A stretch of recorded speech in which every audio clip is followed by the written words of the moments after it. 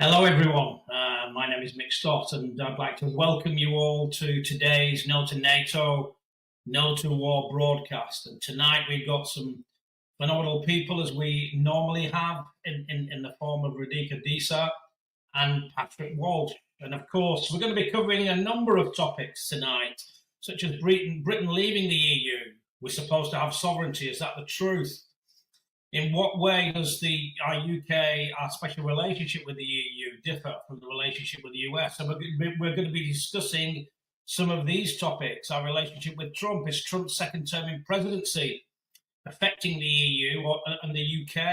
And what is the potential impact of that? And of course, there are a few other topics that we would like to cover. And we've got some great guests to discuss those. And of course, without further ado, may I introduce Radhika, Desia.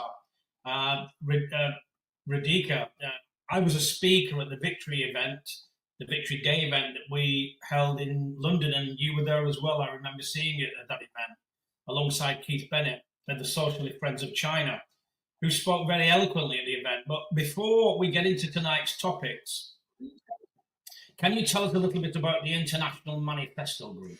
Sure, Michael. I'd be happy to. So the International Manifesto Group started in 2020, just around the time we were all sent into lockdown. But the point was not just to relieve lockdown boredom. On the contrary, the aim was always very political. I happened to be talking with friends around the world by Skype and Zoom and what have you. And all the time noting that there were many fast-paced changes that were occurring in politics, both at the domestic level in different countries and at the international level. And we felt that it would be really important to try to understand this. So we thought we would create an international discussion group. And we started just essentially by inviting our friends, and we would meet fortnightly. And by the end of the summer, we felt that some of our discussions were so good that we would put them on the web, and we started doing that. And by the time the US election rolled around, we were doing webinars. And since then, basically, we've been doing roughly a couple of webinars every month on topical issues, and also sometimes digging deeper into theoretical issues relating to the left, to internationalism, to anti-imperialism, etc. And we also wrote a manifesto the following year. In the fall of 2021, we launched it. And that manifesto, which is entitled Through Pluripolarity to Socialism, pluripolarity being the name that Hugo Chavez preferred to the term multipolarity for a number of reasons. And our idea is that really, if you were to try to understand the path to socialism, you have to account both for class struggle and international struggle, particularly anti-imperialist struggle. And the two have to be combined to reach socialism. And so you can read that manifesto in many languages at www.internationalmanifesto.org. So if if this has piqued your interest, please go there, please sign up to receive our updates, please attend our webinars. That's marvelous, Radhika. And I personally, when I was serving, I would see things unfold on the mainstream media with regards to some of the conflicts that we found ourselves in. But I would also watch Al Jazeera. I would watch other outlets, because I think it's very, very healthy that you get information from a variety of sources. It then shows you, the person that pays the piper can often call the tune, and the tune isn't necessarily the reality of what's going on, Radhika. Of course, Britain leaving the EU was supposed to be about our sovereignty and taking back our control. Yeah. Have you seen, or have you seen much evidence of that when it comes to their position on Russia, our position on Russia? Have you seen much evidence of that? Well, I mean, certainly I haven't seen much evidence of that when it comes to Russia. But quite frankly, I haven't seen much evidence of that more generally, for the simple reason that the entire Brexit debate was really framed on false premises. I mean, what ails Britain was, undoubtedly, in part, it was related to the European Union, but it was not entirely related to the European Union. Britain's neoliberalism, which is at the root of Britain's problems, goes back to, to Mrs. Thatcher. It's entirely homegrown. Um, and like Trump, when Trump wanted to blame America's problems on not on neoliberalism but on something else, what did he do? He said it's trade and it's immigrants. And the same thing has happened here. We said that it's the European Union and it's immigrants. The fact is, Britain was, even when it was in the EU, it had one foot in and one foot out. It didn't sign up to the social chapter. It didn't sign up to this and that and the other. And so it always had this sort of smorgasbord approach to the European Union. And now it's finding, even when it's out, that it can't do without it. Because at the end of the day, folks, when you live cheek by jowl with a continent which has 500 million people on it, you can't simply cut yourself off from it. Your sovereignty is never going to be complete and pristine. After all, Britain is at best a mid-sized nation, and it's bound to have to make certain compromises with it. The question is, how intelligent are those compromises? So to come back to the question of Ukraine and Russia and so on, essentially, Britain and the Europeans are completely flummoxed by the fact that that the Trump administration has essentially thrown up its hands and said, we can't force Ukraine to, we can't force Russia to come to the negotiating table. In the long discussion that Presidents Trump and Putin had with one another, essentially, we had what amounted to Putin simply restating the position that he stated last summer, that he has stated more or less from the beginning of this conflict.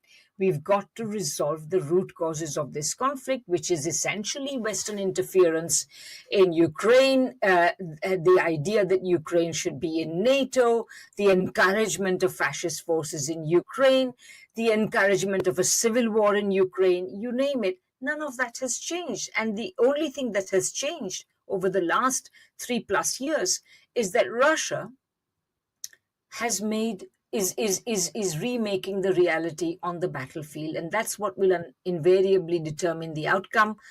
Britain and its European allies, who have collectively taken leave of their senses, can jump up and down and do what they like. They can announce as many coalitions of the willing. They can announce as many sanctions as they like. But this is not going to have any effect whatsoever.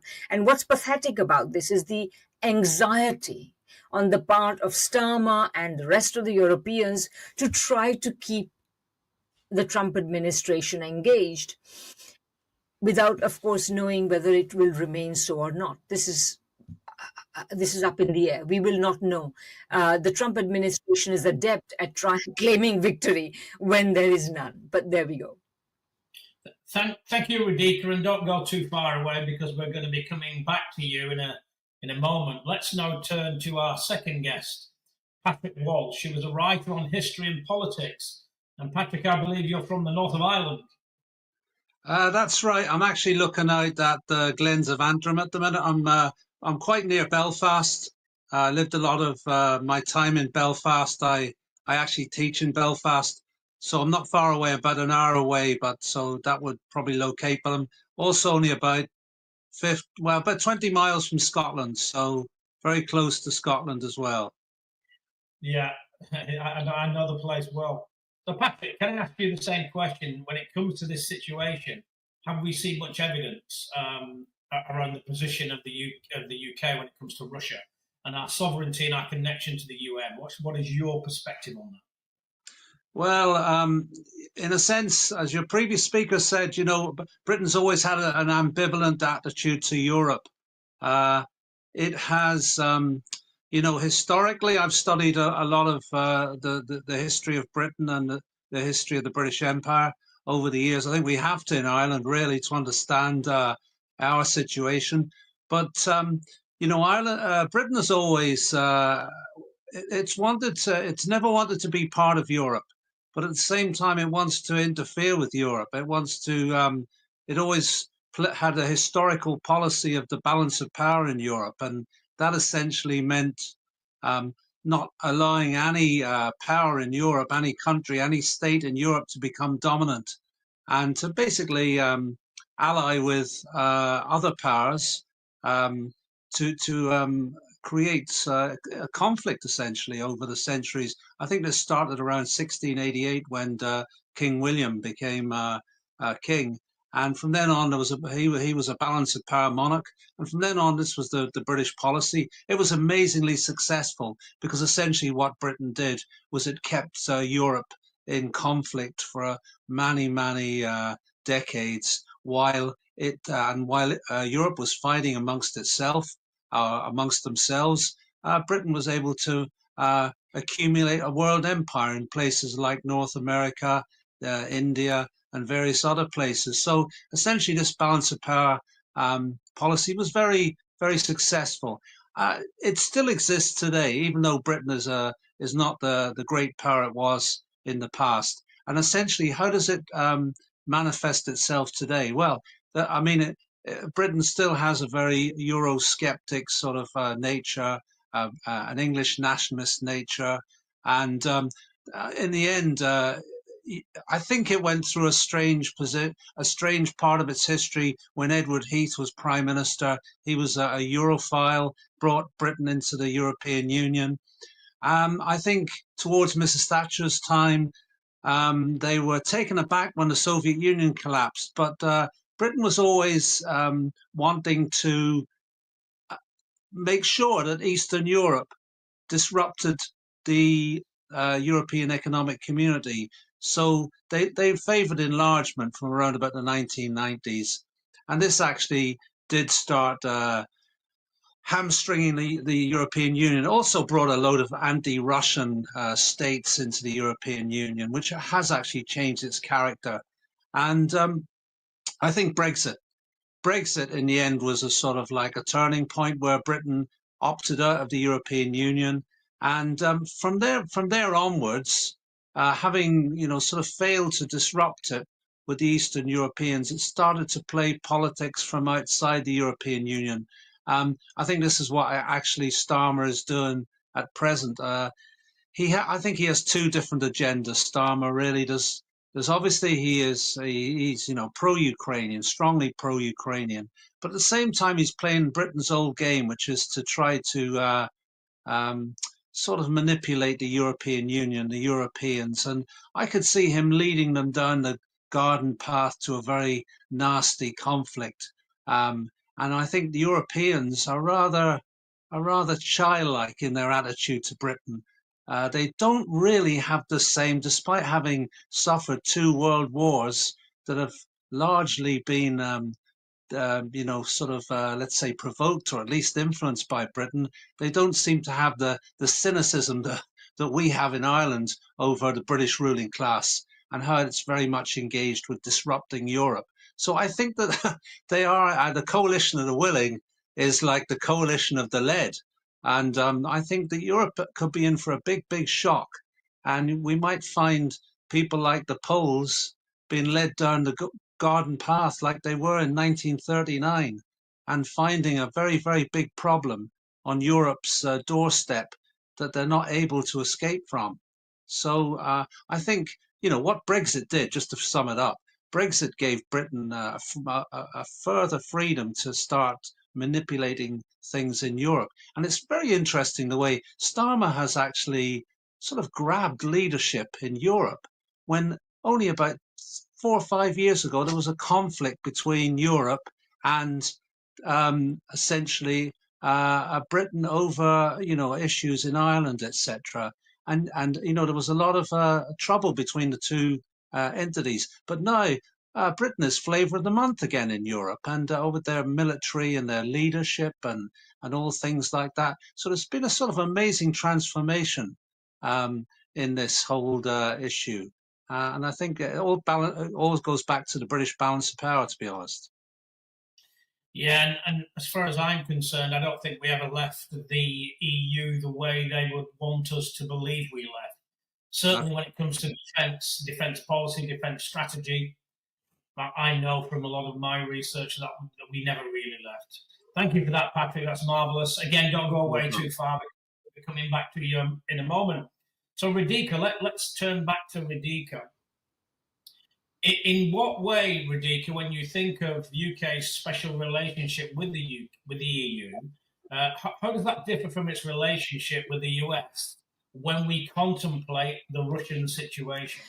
Well, I think that the UK has historically, going back to the interwar period and the period between 1914 and 1945, when it was in an extremely troubled relationship with the United States. But at the end of that period, it emerged out of it with a new ideology. And this ideology was not just error, it was based on certain material interests, which tied British ruling class interests to the US state. And so since then, the British establishment, the British ruling class, has been calling its relationship with the United States a special relationship. But the special relationship was based on a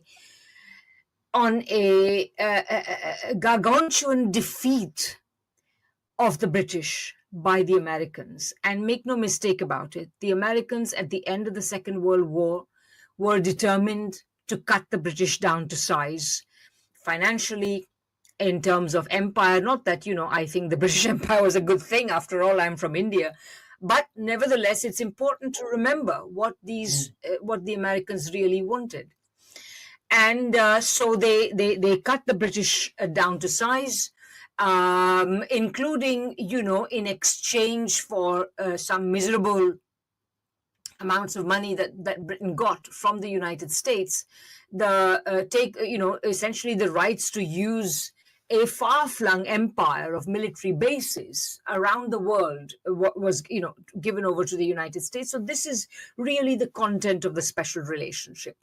Now, in the course of all this, by the time the 60s and 70s rolled around, it became very clear that Britain would be well served by joining the European Union. And at that time, remember, the idea of the European Union was very different. There was a certain sense, there were at least two important differences. There was a certain sense that the European Union would be a counter to American power. The European Union would essentially create a United States of Europe to counter the power of the gigantic continental-sized economy that was the United States of America. At the same time, there was a second issue, which was that at that time, when the connections were made, there was still a hope, which remained a hope right into the 1980s with Jacques Delors talking about a social Europe. The idea was that you would have a progressive, welfarist, productivist Europe, which would have, which would foster greater productivity, which would foster greater equality, and all of these things. But of course, along the way, particularly after the unification of Germany, that was completely lost sight of. And what we got was neoliberal Europe. And neoliberal Europe has remained there since. So Britain, so the fact is, Britain can never, even before the European Union existed, some of the key,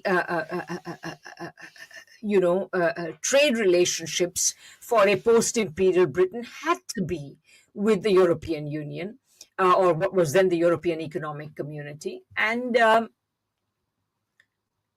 they were, and so between the mid-70s, when Britain joined the European Union, till recently, till the mid 2010s, when we left the European Union, the fact was that that Britain's economy became deeply integrated in the European Union. And this idea, which Boris Johnson and his ilk fostered, that you can simply leave the European Union, was nuts. I mean, it's like saying cut off your arm, or maybe even cut yourself down the middle. I mean, this is ridiculous. This is where your trade relationships are.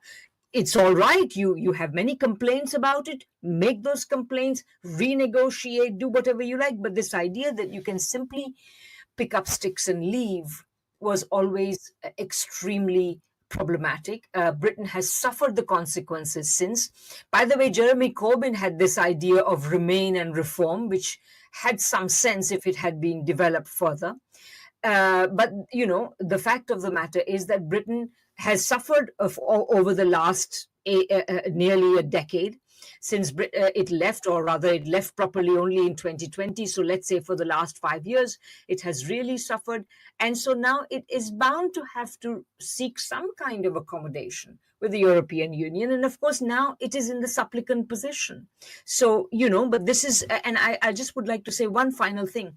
The fact that we had the Brexit referendum and we had this entire Brexit disaster is actually a sign of the fact that Britain is facing a political crisis of the greatest. So that, you know, because what has to happen before people like Boris Johnson get to essentially win a referendum, eventually become prime minister, you know, where is your political system at when charlatans like that can do what they did? And Radhika, would you say that Trump's second term as president in the US is affecting the UK-EU's alignment on Russian policy? What is your perspective? I think President Trump, as usual, is delusional. He thinks that, you know, he thought that, you know, when he said before in the campaign trail, he said, I'm going to solve the Ukraine problem in a day. The day I'm elected, I'm going to solve it. This is the kind of chest-thumping bravado that he is prone to. But he has absolutely no idea how to do it. And so what has happened in the last few days is essentially, if I wrote a news story about it, I would entitle it Trump Meets Reality. You know, because the fact is that on the one hand, the Europeans still remain on their extremely warlike path, on which, of course, they are pushing Zelensky along. On the other hand, on the ground, the Russians are making the difference. They are winning the war on the ground in a way that is not going to brook any negotiation. Whatever negotiations take place will amount to Zelensky and the Europeans having to acknowledge the reality. So the fact that there is a second Trump administration, the fact that there are all these tariffs which everybody has to deal with, all of this is essentially a kind of like a surface shadow puppet war. But underlying it, as far as Ukraine is concerned, it makes not a blind bit of difference. The reality will prevail. It is prevailing. We are already seeing that. And Keir Starmer, really, you know, he was being lauded as, you know, having this won some kind of diplomatic successes vis-a-vis, you know, creating this coalition of the willing at this Lancaster House conference a couple of months ago. But the fact is, most recently, Trump, you know, he had his 2-hour conversation with Putin, and then he turned around and briefed Macron and Merz and what have you, Ursula von der Leyen, but he did not brief Keir Starmer. And of course, the Starmer office tried to say, oh, well, you know, Starmer was elsewhere occupied. I'm sorry, this makes no sense. Starmer has put himself out in the front on this matter. And if he was asked to be there, he would have rearranged his schedule and he would have been there. The fact is, Trump did not talk to him. So clearly, Starmer, for all this, you know, rushing around trying to be first in the line and getting a deal with the United States, whose details we still don't know. It hasn't amounted to much. Thank you, Radhika. That's marvellous. Let's go back to Patrick for a moment, should we? And if we consider, Patrick, the question that I would ask is, can the EU and the UK maintain a united front against Russia? Because there are some things that they do not agree on. How might that influence the UK and the EU alignment?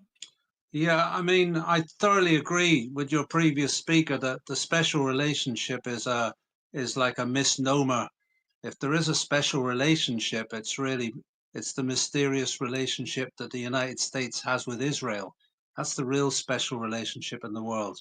But with Britain, it's more of a relationship between master and servant, with the US being master since it brought Britain really to heel over the debt of the First World War, and then lend-lease and debts over the Second. So that's the relationship we're talking about there. Now, in relation to Europe, just to go back on some of the things that were said there, I think Europe was proceeding quite, America gave Europe substance really after the Second World War. Europe was required by the Americans essentially as a bulwark against communism, and it sorted out its own differences in that sort of guise. And it proceeded pretty well until the collapse of the Soviet Union. And then you had enlargement, and that disrupted the development of the Union. But after that, there was an interesting period, I think, as well, where you had the Americans going off, smashing up the Muslim world, basically. The war on terror. This was part of the New World Order and everything. I think within that period of time, we're talking about the sort of the early 2000s, Europe did actually take on a little bit of independence from the United States, in the sense that although it was part of the Washington Consensus and all that sort of thing, it developed trade relations with Russia, particularly over energy.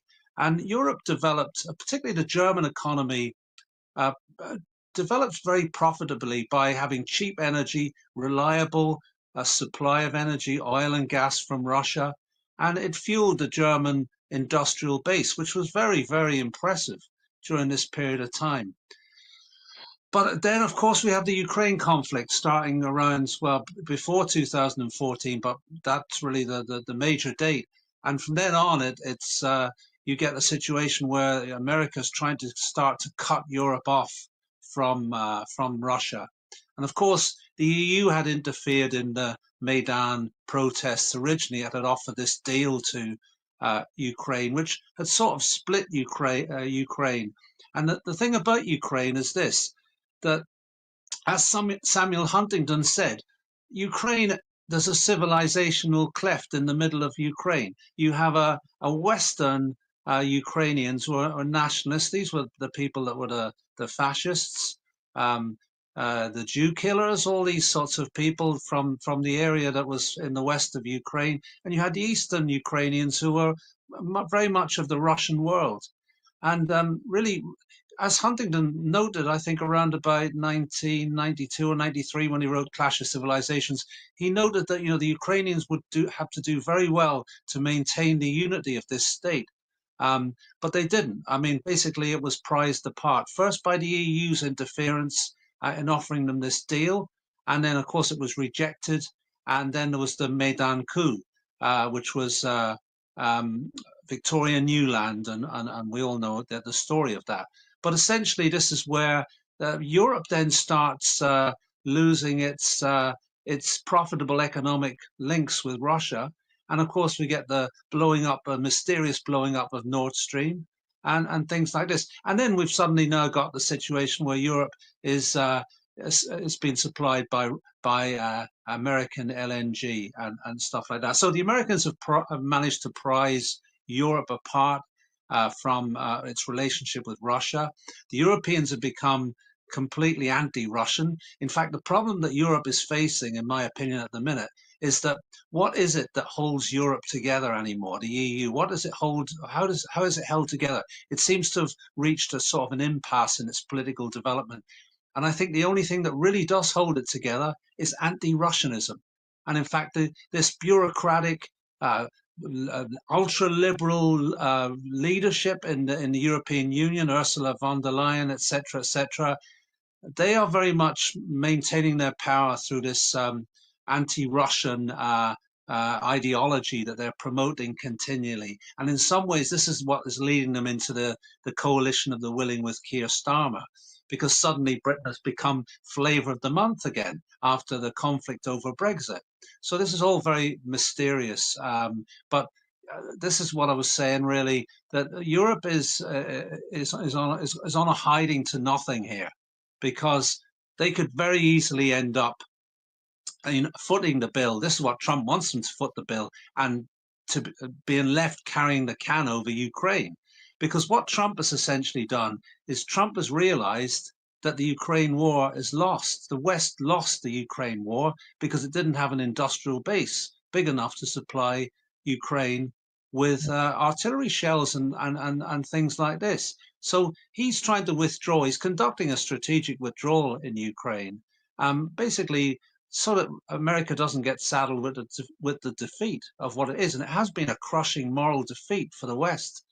But they want to basically withdraw and leave the Europeans and maybe the British to carry the can. But I would say it's mostly going to be the Europeans. I've spoken to people here recently, Polish people who live here, and they've been returning to Poland over the last decade or so as Poland has developed and has become more prosperous. But there's a great fear now. People have stopped actually returning over the last year or so because the Polish people here have started to suddenly realize they could get conscripted. They could end up being the line behind the Ukrainians. If the Ukrainians collapse, the Poles are next in the front line. And in fact, the Western Europeans would be very keen for the Poles to take up the next fighting line against the Russians, because there'll never be Europeans fighting against Russians. They're just incapable of it. So this is the situation that I think is developing, and it's a very serious situation for Europe. And unless Trump does them a favor in that he manages to hammer out a deal, or else he lets the Ukrainians he basically starves them of all resources and they completely collapse. I think the Europeans could be in a very dangerous situation, getting themselves into a very dangerous situation. I don't think Keir Starmer would be too worried about that either, because it might be to Britain's interest as long as they can not get involved themselves. So this is the situation that's developing, I think, between Britain, Europe, and the United States. And of course, it's interesting that you talk about resources and oil. We believe that we've made a bit of an own goal when it comes to our sanctions with Russia and the EU sanctions around oil. I mean, how can the UK maintain a level of economic stability with a background of this situation and dependency on Russian oil?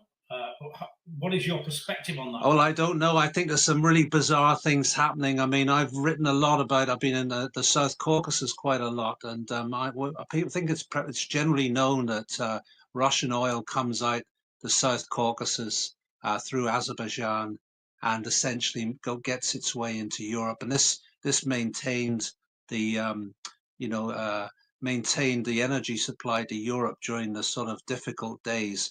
I mean, but it's all a sham at the end of the day. The oil is being bought by Azerbaijan, and then they are selling on their own oil to Europe. So there's all the shadow fleet incident. And a very interesting thing happened the other day with the shadow fleet. We hear Keir Starmer, he has actually put sanctions on some of the Azerbaijan ships that were supplying the oil by agreement to Europe, right? So we've got this really bizarre situation where Starmer is actually sanctioning the Europe's oil supply, which has actually been done undercover because people are scared of the ramifications of a complete breakdown in Russian oil getting into Europe. It is coming into Europe, but it's coming through different sort of, other countries, third-party countries who are selling it on. But it's an interesting thing now that Starmer is doing this. I don't know, because you've got all this other stuff like the green energy and all that, and so you've got this, this ideology of environmentalism, and it's left, the Western economies very open to dependency on, on renewables. And obviously, we saw the incident recently in Spain and Portugal, where the whole country nearly collapsed in about 2 or 3 days because there was a reliance on renewables. And if when you're reliant completely on weather, which is what renewables are essentially, generating electricity, and you can't store the electricity, there's big problems. There's going to be big problems in the future. So, I If you could, Patrick, if you think about the situation with this policy or the new strategy for dimming the sun, so we now have lots of solar panels, and we have a £50 million spent on a dimming the sun strategy. I'm not quite sure how that's going to play out. No, I mean there has to be a managed. Obviously, that they're going towards renewables, green energy. There's nothing wrong with that. I'm not a climate skeptic or anything like that, but it has to be managed.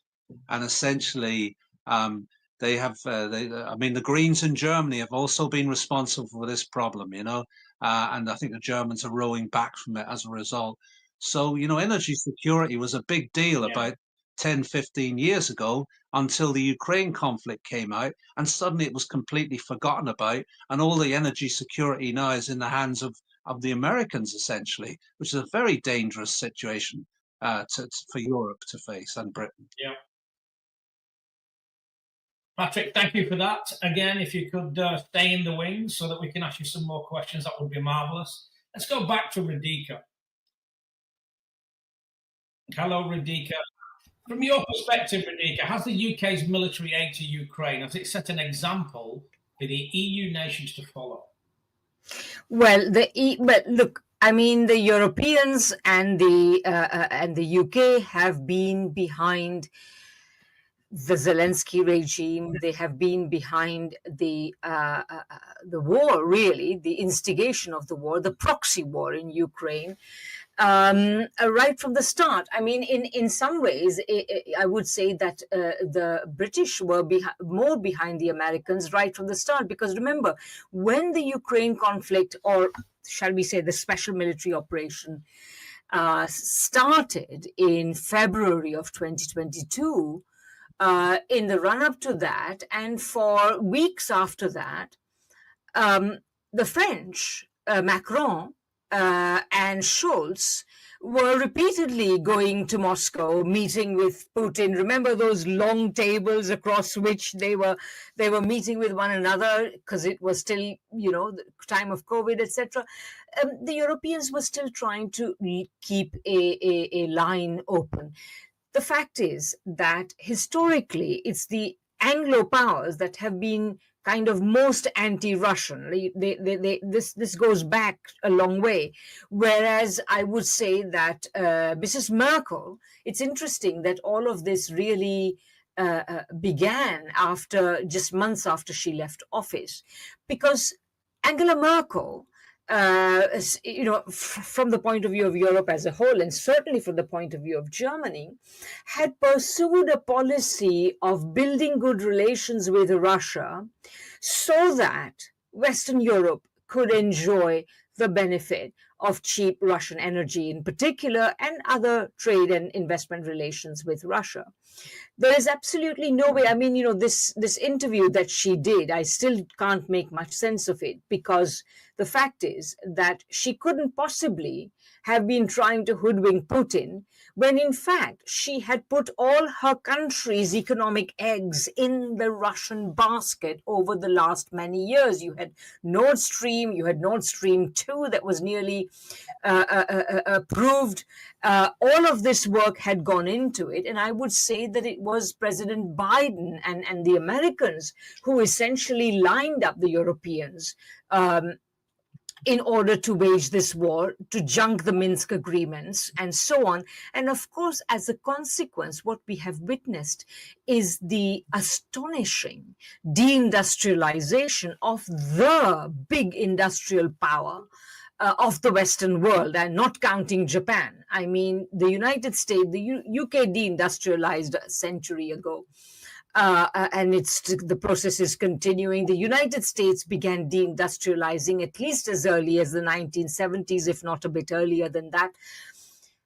Germany remained a bastion of industry, but now it is essentially, its elites have been inveigled for reasons that I try to understand it, but I still can't quite fathom, to sacrifice the industry at the altar of NATO, at the altar of the Atlantic Alliance, at the altar of globalism of a fake sort. So anyway, to come back to your question about the UK, the EU, and the United States, I would say that the UK and the United States were much more gung-ho about this war against Ukraine. The Europeans reluctantly came over, but eventually they came over completely, and now it's difficult to find, we see Merz talking about rearmament, but I will say one final thing before I stop here. At the end of the day, if the Europeans are going to start spending much more money on their military, start paying for their own defense, there is absolutely no guarantee that they will do what the Americans want them to do.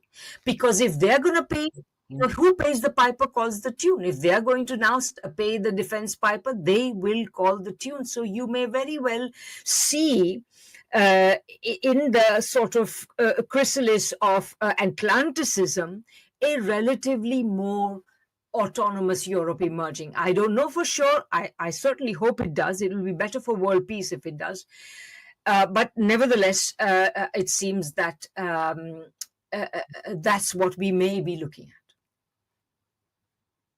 Absolutely. And of course, there are some agreements over long-term support for Ukraine. And this sort of has created a bit of a strain between the UK and the EU.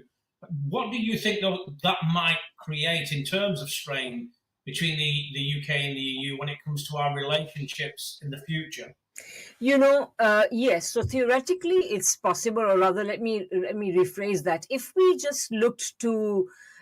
we just kept our attention on the way things have been, we might think that an Atlanticist Britain might be separated from a Europe, particularly if Europe began to assert its independence from that Atlantic relationship. But quite frankly, I think that today it is equally possible that the British, whether they whether they want to face the reality or not, will be faced with the reality that the United States is no longer a reliable partner, whether it is for trade or defense or investment or finance or defense. So in all of these ways, I think it may very well be that, because one thing people don't understand is that Trump is not an agent here. He won his election by telling voters that he's going to solve the crisis of the US economy and US society and everything. No, he is not going to be. He's not an agent that is able to do that. He is a symptom of that crisis. And he is going to be, knocked about by all the different forces that constitute that crisis. So it's not clear that anyone, not even the Canadians, let alone the British, can regard the United States as a reliable ally. But for the moment, they're stuck with it. So they will be pulled and pushed along with whatever the US crisis generates, whatever Trump decides to do, because it's not like Trump can solve either the defense issues or the economic issues or anything like that. But the UK will essentially be, as I say, pulled and pushed around by the United States for a goodly while, especially if its governing elites don't realize that it is probably best to cut loose and assert your independence, and then decide also, obviously you want the madness in Europe to subside as well. this idea that you can make an enemy out of your biggest neighbor, which is what Russia is to Europe, and have peace. This is a ridiculous notion. And as I say, Mrs. Merkel understood that. That's marvellous, Radhika. Thank you. Can we now go back to Patrick? Hello, yes. Hey, Patrick, welcome back. So how might a change in UK or EU leadership affect any continued support for Ukraine? It could very well be that we have a new leadership that comes to the UK or even in Ukraine. What is your perspective on how that might affect I suppose if we take the UK first, I mean, the worrying thing about the UK is this, is that in America, there is a substantial anti-war element. There is people who have said, no, they're small, but you know, if you look at YouTube and you see people like John Mearsheimer and various other people, there's always been a critical base about the war in Ukraine, that it was you know, essentially going to lead to a disaster, and it should the situation developed very not in the interest of the United States. But actually, when you look at the UK, I've seen very little evidence of opposition to war in the UK political class. I mean, there's almost a complete consensus in the UK about the Ukraine war, and you see people routinely trotting out the same old phrases like Putin's brutal invasion of the Ukraine in 2022 and stuff like this. The MPs do it; they're all united from left to right. There's very few people that are given any time on the media or in any of the political forums. So I don't know where the opposition to the war is going to come from in Britain. Even I think Nigel Farage, who expressed doubts in the past about the war, he's kept his head down, probably because he's thinking he might have a chance for power in the future, and he's playing to the consensus again. As far as Europe's concerned, I think the European political class has a very tight control over the EU at the present moment. But bubbling under it, they have a great danger, and the dangers are all these populist parties. Some of them who are actually realistic about Ukraine. You know, you obviously have Hungary, you have obviously other places like Slovakia, you've got the AfD developing in Germany, you've got other groups that are essentially a very small, or not maybe a very small, but you know, a substantial reverse in Ukraine could completely change the situation in Europe. And then Europe would have to take a completely different attitude to Ukraine and to all these other issues. I think the problem Europe has is that when the Americans declared the New World Order in 1990, the Europeans took enthusiastically to this New World Order. And I think, you know, in Ireland, our own Taoiseach Prime Minister had said, or a former Prime Minister, Leo Varadkar, said recently that we miss the umbrella of America, the United States, i.e. the protecting umbrella, and we would like them to come back. But, you know, that world is over.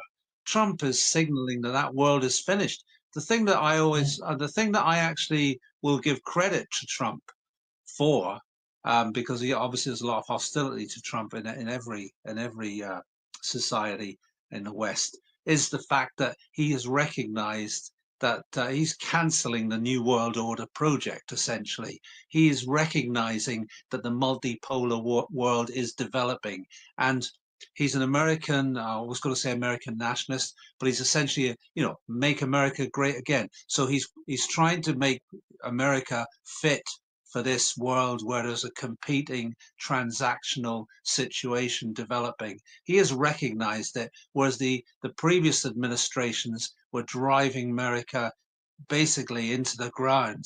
And what they were doing was, in fact, the Ukraine war was the pinnacle of the New World Order. Essentially, it was the point at which the United States and the West overreached.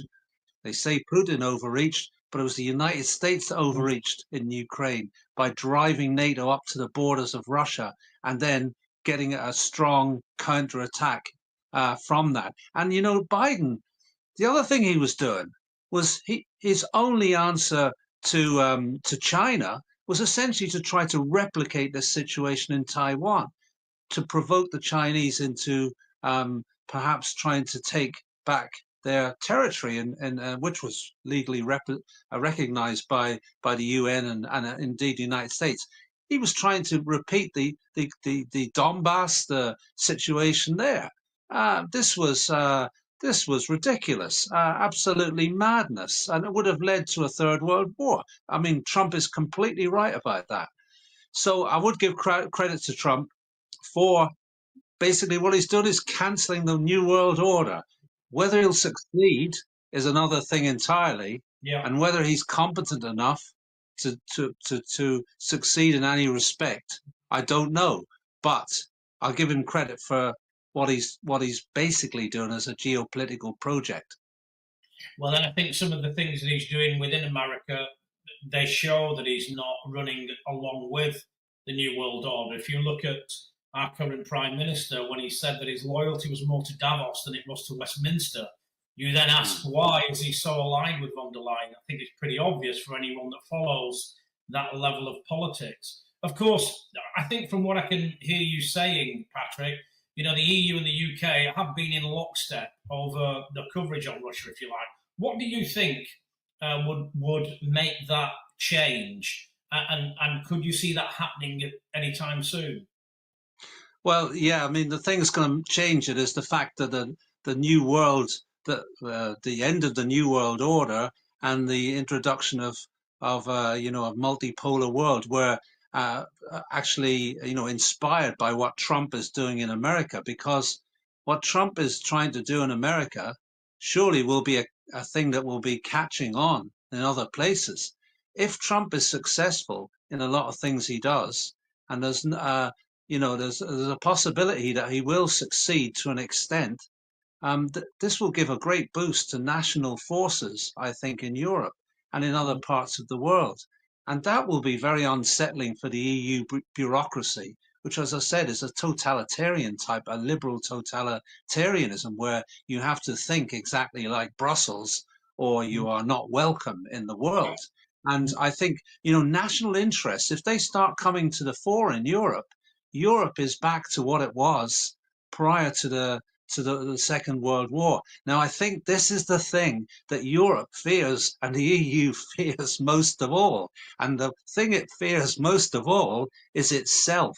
Because if we think back on history, Europe has spent about the last 100 years starting very large wars and implicating the whole of the world in these wars. And in fact, Europe is a war-fighting entity, and it continually is. No, I think the EU is right to fear itself, because once you get national divisions and national antagonisms reopening in Europe, I mean, the whole the world changes completely. So it's an ironic situation, because Trump, in what he's doing, is probably going to reopen old wounds, and those old wounds are going to be things like the wounds between Poland and Ukraine, and these issues that are bubbling under the surface, and the issues like Romania and all these sorts of other things. Now, these are things that are going to reopen, and this is where you're going to get the conflict between Britain, Europe, and all the states within Europe, I think. Yeah, I totally agree on that. If we can bring Radhika back on screen with Patrick for our closing question, that would be marvellous. Welcome back, Radhika. So, Radhika, for you, if Russia went much deeper into Ukraine and for Kiev, how might the EU and the UK react? How might the cooperation change? Sorry, how might the cooperation change in what case? In terms of if Russia went into Ukraine in a deeper way, and for Well, I think that's a very interesting question. So it seems, from what I'm most recently reading, that it is quite possible that the Russians, will militarily acquire, exert control over the 4 provinces that they have claimed, Donetsk, Luhansk, Kherson, and Zaporozhye. And in addition, they will also take essentially all of Ukraine till the Dnipro River, which has been regarded historically as an important kind of border as far as East and West is concerned, as far as the sort of the Roman Church and the Orthodox Church are concerned. So on. I mean, these are long-standing historical lines. So it is quite possible that this will happen. And quite frankly, I don't think it matters what Macron or Merz or Starmer or Meloni think. It does not matter one bit, because they do not have the capacity to change the reality on the ground, which Putin will make, which Putin and the Russian forces will make. And so as a consequence, I think that again, no matter how they try to what's the word for it, to finesse it, how they try to make what is a defeat, what will be a defeat, look like a victory, because remember, they have tried to, or they have only managed to make it look as though Putin is failing by claiming that Putin always intended to take all of Ukraine. He never did. He does not want Western Ukraine. He doesn't want a big sore in festering sore in Russia. What all he wants is, and all he was forced to do at long last, after making a lot of preparations, is to protect the Russian-speaking regions of eastern Ukraine, which were in any case added to Ukraine at various points in relatively recent history. So anyway, so as far as the Britain and the Western Europeans are concerned, who are still claiming that they are going to back Ukraine and its fight to retain its 1992 boundaries, dream on, is all I can say. Thank you, Radhika. Can I ask you the same question, Patrick? Yeah, no problem. Yeah, I mean, if we look back in history, what do we find before this mythical rules-based international order, which is only actually applied to certain states? But anyway, what did we have? We had situations where conflicts broke out between states. They were settled on the battlefield, and then the settlements reflected the actual battlefield situations. And this is very likely to happen in Ukraine, I'd say. Essentially, Trump is there's not going to be a settlement in this Istanbul talks, because the West, the previous administrations have made, I think as John Mearsheimer pointed out at one point, he said, Ukraine has an existential crisis with Russia now, and Russia has an existential crisis with Ukraine. So how can there possibly be a deal? So essentially, what Trump has to do, if he's not stupid, I don't think he's completely stupid, I think is that he has to starve the Ukrainians of resources and let the Russians do their worst to the Ukrainians. And if he does that, the Russians will roll forward. The question then, they will take these 4 provinces, these 4 oblasts, but then the question is Kharkiv, Kharkov, whether they take that, they'll surround that city probably. But the big one, of course, that the West has always feared is Odessa. And if the Russians, I think that would be a very tall ask for the Russian forces to take Odessa, because they can't really assault it across the Black Sea, and so they'll have to take it landward, and that would be the end of Ukraine. It would be landlocked after that. That's really Ukraine finished. It would only be a rump state if that did happen. I don't know if Russia will try and do that. I think possibly what will happen is when that becomes a possibility, the Ukrainians are going to have to surrender. They're going to have to, recognize reality. At that point, Ukraine will probably fall to pieces, because there will be nationalist antagonism. Fascists will fight the government that are trying to make a settlement to save the remains of Ukraine, and the whole thing will collapse. And the Europeans, who may have thought in the past, when the Americans were backing them, that the Americans might go into Odessa if worse came to the worst. And that's what Romania is really all about when we look about it. It's the French having a base in Romania to try to get into Odessa if worse comes to worse. But will they be able to do it? Will they have the will to do it? Will they back their populations to fight? I don't think so. I think we're looking at a Ukrainian collapse, and basically that's probably the best result that we're going to get. Really interesting that, Patrick. And Radhika, if things escalated on that front, do you think that Britain and the EU would act independently, or do you think they would rely on a Washington blessing?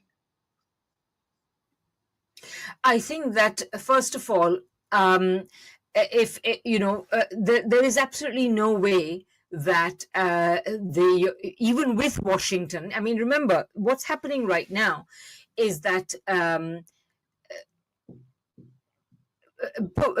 Trump would breezily thought he could come up with a settlement to the Ukraine issue, but there are elements of the state in America. People call it the deep state, but I think the word deep is redundant if you are a serious Marxist. It is the state.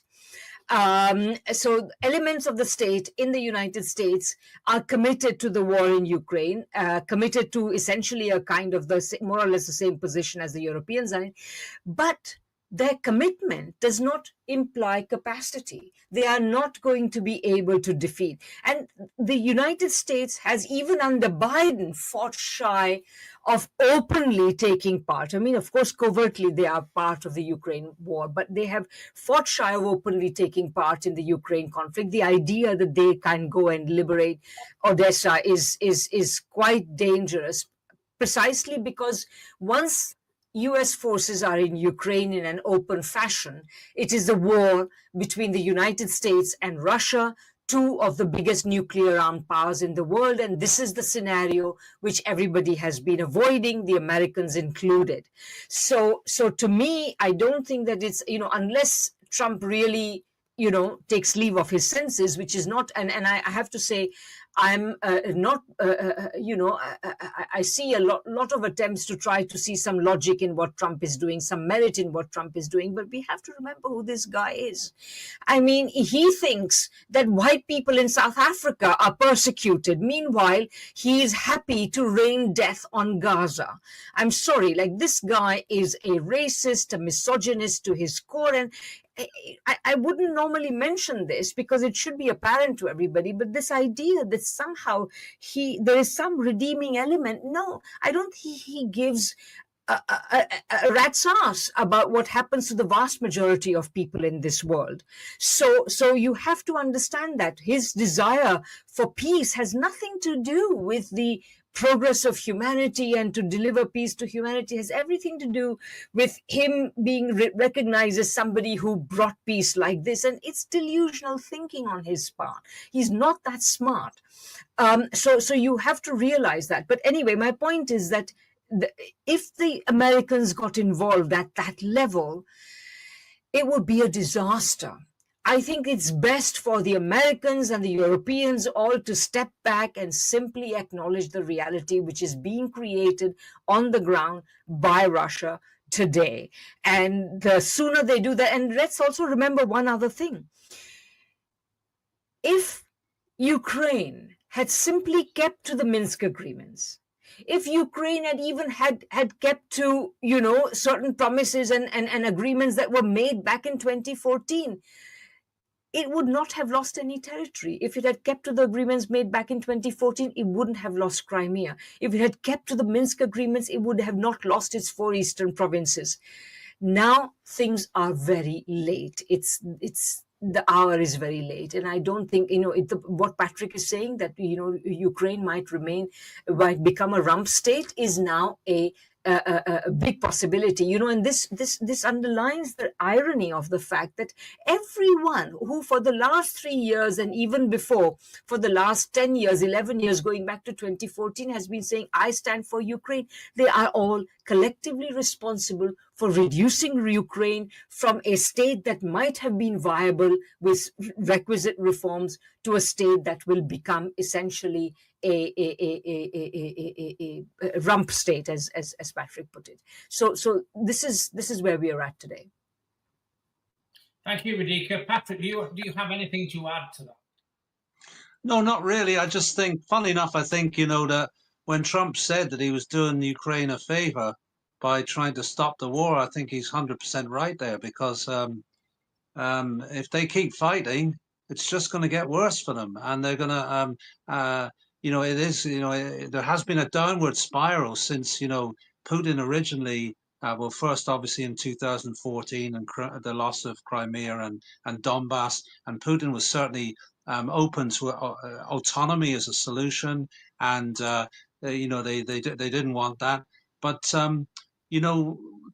they're heading in a situation in which they're losing more and more, and we don't know what their casualties are. There was a report in Responsible Statecraft there quite recently, a couple of weeks back, where it suggested that Ukraine had lost around 700,000 men dead. I don't know how accurate that is, because the Ukrainians don't allow the estimates, but I know people who visited Ukraine and the cemeteries from broadcasting organizations in Britain that are pro-Ukrainian, and they have said that the casualties are absolutely massive. And there's probably, the population has declined from around about, I don't know what it was, up to 50 million in Soviet times. It's probably barely above 20 million now. There are 150,000 Ukrainians in Ireland alone. Unbelievable amounts of people who don't really want to fight, and 3 of them were involved in attacking Keir Starmer's residence in his car the last couple of days. I don't know what that's all about. I'm sure we're going to hear about that, but let's leave it at that. But Ukraine is facing a disaster. It's been thoroughly defeated, essentially. And a lesson I sometimes point out is this, that when Azerbaijan lost the Nagorno-Karabakh war in the early 90s, they lost 20% of their population, 20% of their territory, and a large amount of their population were basically driven out. But they saw that as the most humiliating defeat ever, and they took 30 years to overcome it and go back into Karabakh. Now, the Ukrainians have suffered an absolutely much worse reverse than that, but it won't be admitted. It won't be admitted in the West. It just won't be admitted. Thank you, Patrick. And of course, I would like to say thank you to Patrick and Radhika. Patrick, are you on social media? Well, I have got a website on social media. Yeah, it's basically people can read about your work or where they can find you. Do you want to give us that information? Yeah, that's the best place. I mean, it's actually, if you go to drpatwalsh.com, you'll get it. Doctor being Dr. Pat, PATWALSH.com. I have I think there's about 150 articles written over the last 25 years about, in fact, I was writing some articles about Ukraine back in 2014, and various articles about Ireland, about Northern Ireland politics, about the UK, about historical things, going back about America, Britain, the First World War, issues like that. So there's a wide range of subjects that I've been writing about for a long period of time. So you can look in that website there, or I usually write an article every month at least for it, so.